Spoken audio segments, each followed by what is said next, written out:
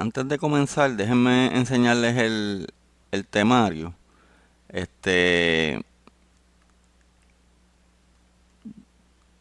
Aquí tienen los temas, ¿verdad?, que se van a cubrir. Está dividido en 12 lecturas, entiendo que son 12 semanas, pero no necesariamente, ¿verdad?, los temas van a coger es un día un tema, sino que a veces hay temas que son cortos y pues se cubre más de uno y hay temas que son largos o que simplemente toma tiempo cubrirlos y toman más de una semana. Así que, pero sí está la secuencia, ¿verdad? Que vamos a seguir de los distintos temas. Y hay cosas que, pues, que se añaden, así que, por ejemplo, los elementos de infill, de paredes, mampostería, etcétera, que habíamos hablado ahorita, eso es algo que no está porque a medida que yo, aunque yo he dado el curso varias veces, pues a medida que lo voy dando, pues voy añadiéndole modelos que tiene SAP, como por ejemplo ahora SAP tiene para modelar ese tipo de, de elementos con elementos de shell y ciertos temas que uno cubre que antes no cubría, este, pues los voy, ¿verdad? Poniendo en el temario. Pero en general lo que está ahí es la base del curso, ¿verdad? Ahora vamos a empezar básicamente con las técnicas de análisis no lineal. En términos de la evaluación, yo por lo general tengo programadas 4 asignaciones. Así que ahí dice asignaciones y proyectos. La asignación final en realidad no estoy seguro ahora mismo si son las últimas dos o las últimas tres que son básicamente la parte del mismo proyecto, ¿verdad? Eh, pero básicamente se dividen en distintas asignaciones, así que son como cuatro, puede ser que sean cinco, dependiendo en cuanto la divida la asignación, pero más o menos como está ahí en la evaluación sería, y un final, lo único que todo valdría lo mismo, así que si son 4 asignaciones y un final, pues son 5 notas, 20%, todo dependiendo, ¿verdad? Si fueran 5 asignaciones y un final, pues se dividiría en 6 notas con el mismo porcentaje. Pero más o menos como está ahí en el temario, sería... Lo que sí es importante es que las asignaciones se van a hacer en SAP 2000. Por ahora yo voy a usar la versión de SAP 2000, la 16, que es la que tengo. Y al final, cuando ya sea importante, instalo la 19, la de evaluación, que me dura 30 días, para ver ciertas diferencias que yo sé que ya tiene y si son importantes o no para efectos del curso. Pero al principio del curso, ¿verdad? Cuando demos los primeros tipos de modelaciones, pues no hace falta tener la versión más completa, eh, porque vamos a usar los elementos básicos que ya estaban desde que SAP empezó a hacer pushover y modelar, ¿verdad? Hinges, articulaciones o rótulas plásticas en el programa.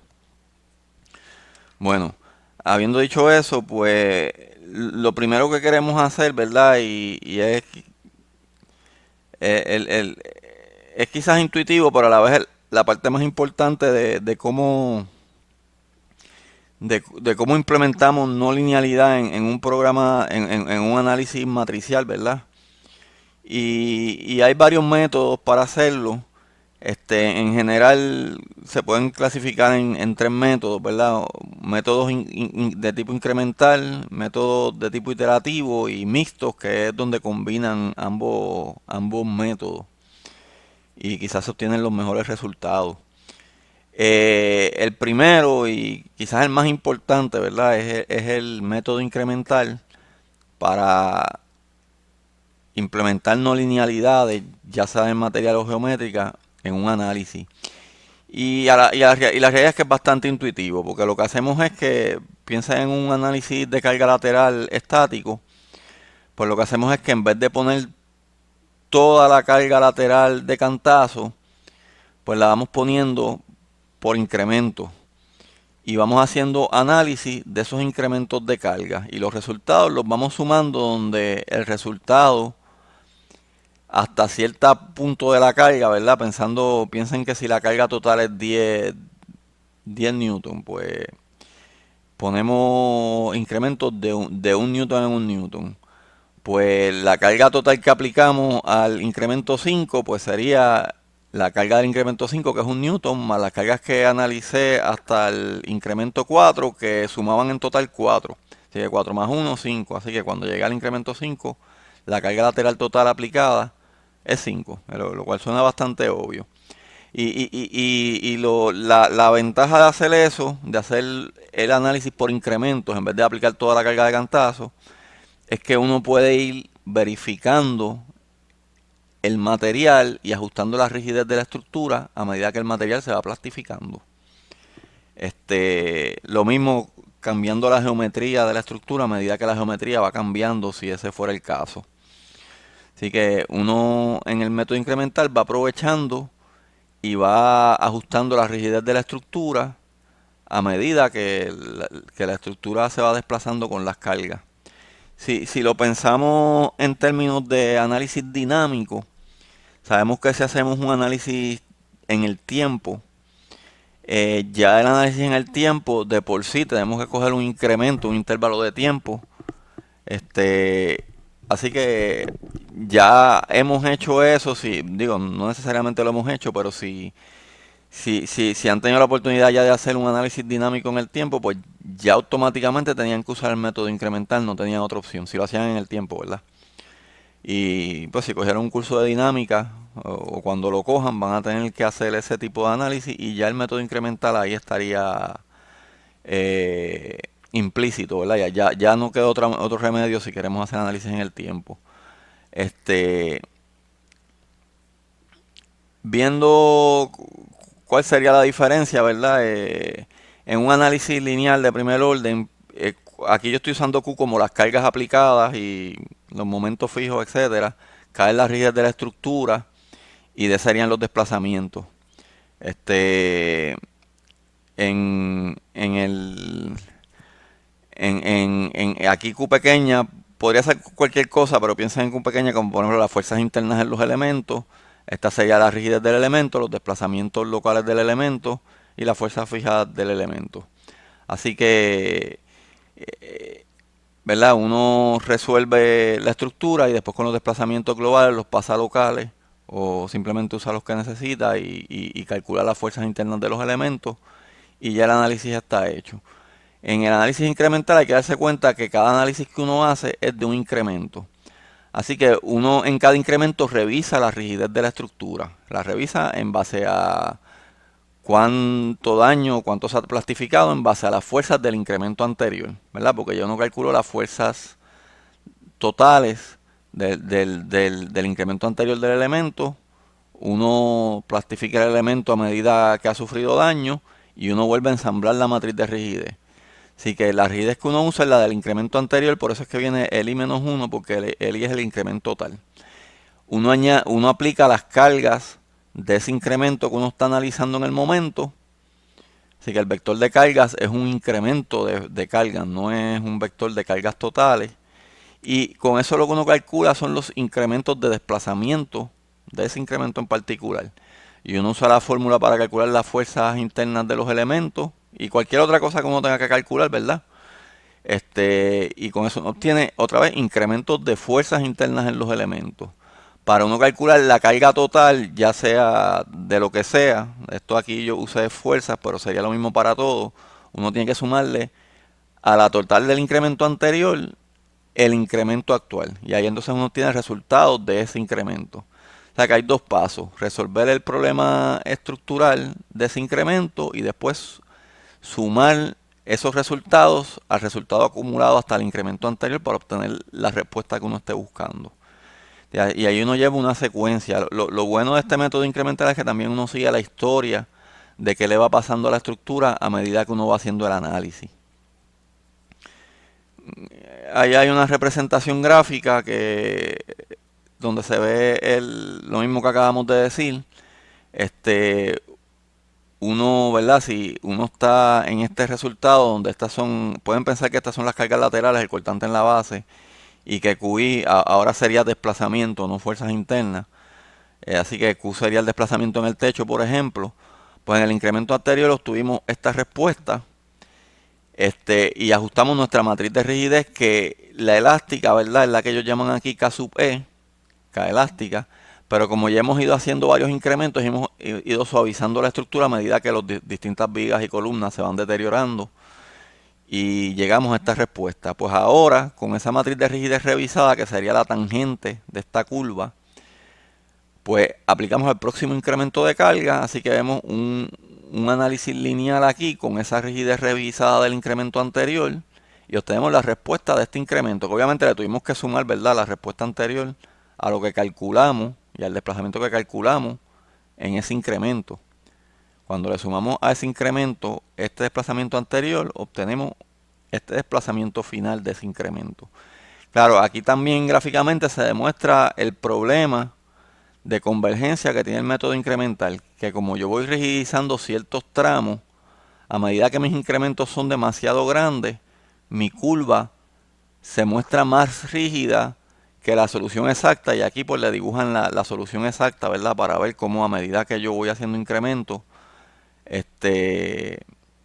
me voy despegando de la solución exacta. Por ese problema de que rigidizo este tramo, la única manera de yo pegarme sería haciendo los incrementos mucho más pequeños hasta que llegue a una tolerancia, ¿verdad? Donde, claro, como uno sabe que ya no llega a una tolerancia, uno tendría que usar incrementos mucho más pequeños todavía para hacer otra curva y ver que la diferencia no sea muy grande.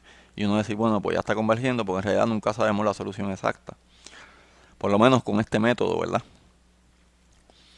Bueno, el otro método sería el iterativo.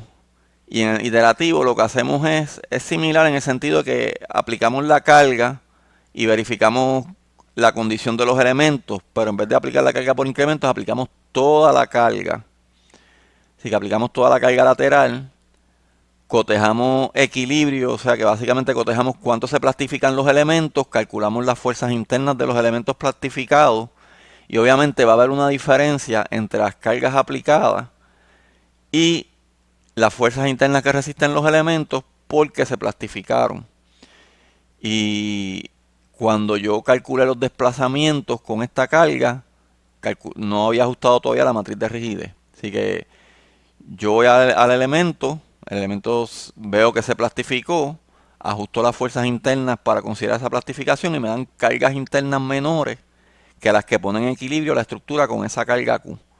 Por lo tanto, va a haber un residuo de carga, va a haber un vector de cargas internas residual que va a ser la diferencia entre lo que resisten la estructura plastificada versus lo que se aplicó. Y en el próximo iteración, es como si hiciera el método incremental ahora, pero en la próxima iteración lo que aplico es el residuo. Y voy ajustando otra vez mi estructura, voy cotejando equilibrio y el residuo que me queda otra vez porque se plastificó más quizás la estructura, pues, pero obviamente lo que voy a encontrar es que el residuo es menor y lo aplico de nuevo. Y sigo así hasta que la tolerancia o el residuo se disipe o sea cero. Aquí tenemos una explicación gráfica. Quiero decir antes, la ventaja de este método es que converge al final con la solución exacta, o por lo menos a la tolerancia que lo queramos llevar.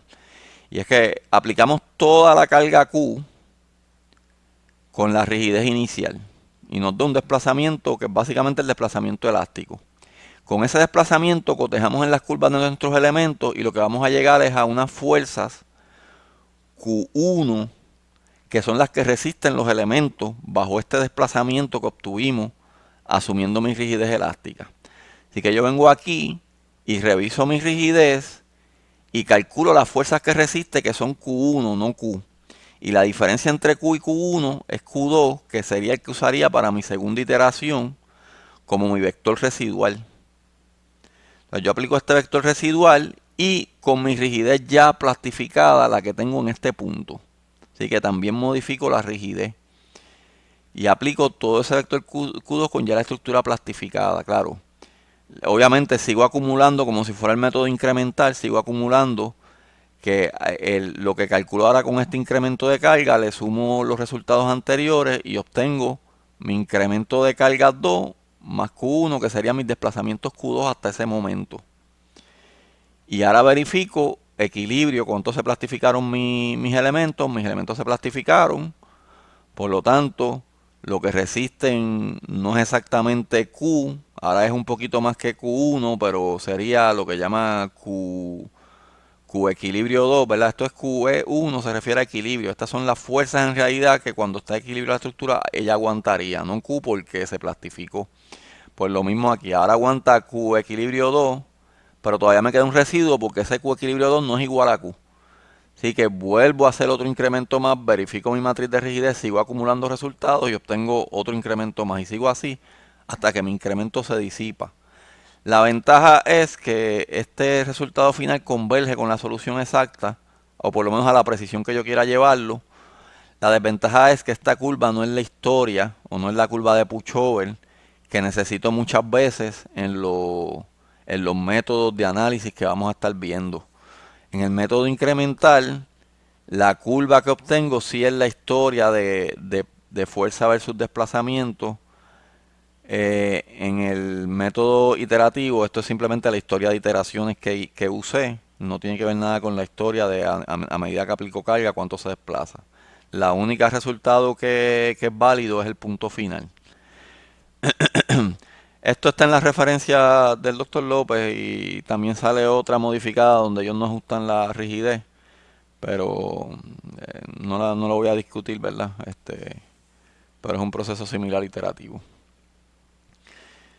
Eh, lo que hace SAP 2000 o lo que hace un programa moderno, pues es para resolver este problema de convergencia que tiene el método incremental. Y obviamente las limitaciones del método iterativo son bastante grandes. De hecho, no se puede aplicar descarga. Eso, vamos a ver un ejemplo donde descargamos un poco la estructura. Eso no se puede modelar en el método iterativo. Y obviamente en un análisis dinámico en el tiempo no habría manera de poner el método iterativo así básico. Pero lo que sí uno puede hacer es un método mixto, donde uno sí hace el método incremental que uno necesita, por ejemplo, eh, para, para hacer la historia de la curva monotónica de fuerza de desplazamiento, o lo que llamamos curva de Pushover en inglés. Pero a la vez, en cada incremento, uno hace un método iterativo de tal manera de que en cada incremento la estructura converja con, por lo menos a la precisión que uno lleve el programa, ¿verdad? Converja con la solución exacta. De esa manera, uno sí, la curva que uno tiene, a la precisión que uno desee, pues va a coincidir, ¿verdad? Con la solución exacta de ese problema numérico, por lo menos del problema numérico, ¿verdad? Este, eh, el programa SAP, obviamente, lo que va a hacer es un procedimiento mixto y vamos a hacer ejemplos, ¿verdad? Y vamos a ver que por lo menos en los ejemplos básicos que vamos a hacer, vamos a ver que converge muy bien con la solución exacta. Este, lo que nos queda ahora, como les dije, son métodos bien sencillos de implementar, pero antes de hacerlo en un modelo matricial, y vamos a repasar en el curso matricial, porque aunque no vamos nosotros a programarlo, yo sí les voy a hacer un ejemplo a mano de un modelo matricial donde vamos a armar la matriz de rigidez, vamos a usar el método incremental, no iterativo incremental porque tomaría demasiado esfuerzo numérico, pero sí vamos a usar el método incremental para implementar los modelos no lineales del material y hacer la curva de Pushover a la mano. Obviamente vamos a usar SAP también para hacer lo mismo después, pero es para ver el procedimiento ya en un problema un poquito más complejo. Por ahora, que lo que queremos es demostrar el método incremental y el método iterativo, pues vamos a ver dos ejemplos de un grado de libertad. Y pues lo vamos a hacer a mano. Uno de ellos lo vamos a hacer en Excel y después lo hacemos en SAP para ir aprendiendo cómo, ¿verdad? Cómo hacer modelos no lineales en SAP 2000. Son ejemplos bien sencillos. Como les dije, los podemos hacer a mano. Así que vamos a hacer una pausita en lo que busco los ejemplos.